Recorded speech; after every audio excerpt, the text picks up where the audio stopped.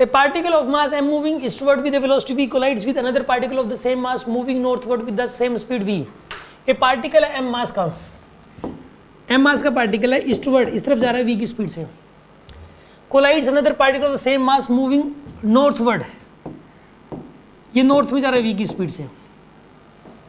The two particles collides one collision. The two particles collides on collision. The new particle of mass 2m will move in the northeast direction with a velocity of. सुन आप, ये दोनों इकट्ठे हो गए, ये collision करके यहाँ पे काम करो. P initial equals to P final.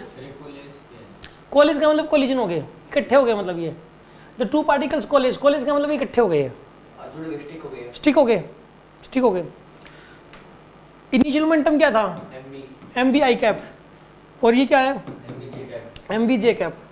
बाद में मास कितना हो गया? 2m, और वेलोसिटी मान लो होगी v1, वेक्टर v1 होगी वेलोसिटी. कितनी होगी इसकी वेलोसिटी वेक्टर? तो वेक्टर v1 निकालना है, कितना हो जाएगा पहले तो. ठीक है, वेक्टर v1 बताओ कितना हो जाएगा. m से m कैंसिल, वेक्टर v1 कितना आएगा यहाँ पे? v/2 i cap plus v/2 j cap. मतलब v/2 इधर ईस्ट में और v/2 किस में? नॉर्थ में. ठीक है ना. अब इसका मैग्नीट्यूड देना आपको, इसका स्क्वायर प्लस इसका स्क्वायर पूरे का रूट, √2 टाइम्स ऑफ v/2. तो आंसर क्या आएगा इसका? v/√2 आएगा मैग्नीट्यूड. आंसर इज सी.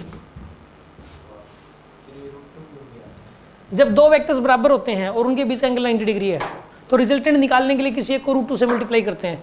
ये दोनों यहाँ पर बराबर हैं और एंगल 90 डिग्री है, तो रिजल्टेंट निकालने के लिए किसी एक को √2 से मल्टीप्लाई कर दिया. आई कैप जे कैप की फॉर्म में लिखना पड़ेगा. मोमेंटम कंजर्वेशन लगा रहे हो ना. अगर आई कैप जे कैप की फॉर्म में तभी नहीं लिखते आप जब सारे एक लाइन के अलोंग हों. अब इसके पास दो मोमेंटम है, इस तरफ भी है, इस तरफ भी है, तो इसमें तो मजबूरी है लिखना. लिखना ही पड़ेगा, इसको बिना लिखे इस क्वेश्चन सोल्व नहीं हो सकता, ये वाला गलत होगा फिर वो. ठीक है, क्योंकि मोमेंटम है तो वेक्टर क्वांटिटी. ठीक है.